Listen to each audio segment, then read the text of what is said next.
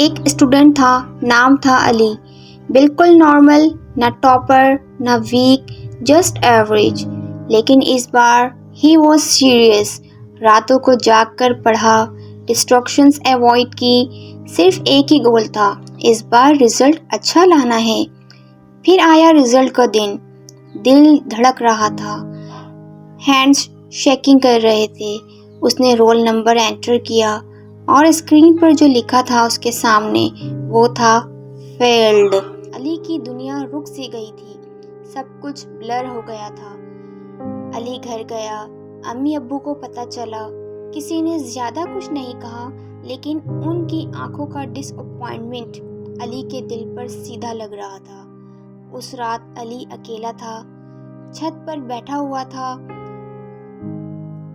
میں اتنی محنت کے بعد بھی فیل ہو گیا، اس کا مطلب میں کچھ نہیں کر سکتا، تو پھر میں کیا کر سکتا ہوں؟ اس کے دماغ میں نیگیٹو تھاٹس آ رہی تھیں، وہ بہت زیادہ نیگیٹو فیل کر رہا تھا۔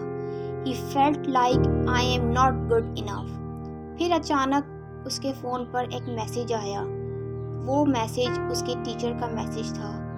علی، فیل تم نہیں ہوئے، تمہاری اسٹریٹجی فیل ہوئی ہے۔ Change the way you study and you will change your result۔ یہ لائن علی کے دل میں اور دماغ میں بیٹھ گئی۔ اس نے ڈیسائیڈ کیا، میں گیو اپ نہیں کروں گا۔ اگلی صبح سے نیا علی سامنے آیا، اسمارٹ اسٹڈی، ویک سبجیکٹس پہ فوکس، ڈیلی پریکٹس، نو ڈسٹریکشنز۔ لوگ ہنس رہے تھے کہ علی تم تو فیل ہو گئے ہو، اب کیا کرو گے؟ لیکن علی چپ تھا، because he was building something big۔ کچھ مہینے بعد پھر سے ایگزامس ہوئے، پھر سے رزلٹ کا دن آیا، same tension, same heart beat. Roll number inter کیا، اسکرین اوپن ہوئی اور اس بار پاس نہیں بلکہ علی ٹاپر تھا۔ وہی لوگ جو ہنس رہے تھے علی کے اوپر آج کلیپنگ کر رہے تھے، وہی پیرنٹس آج پراؤڈ فیل کر رہے تھے۔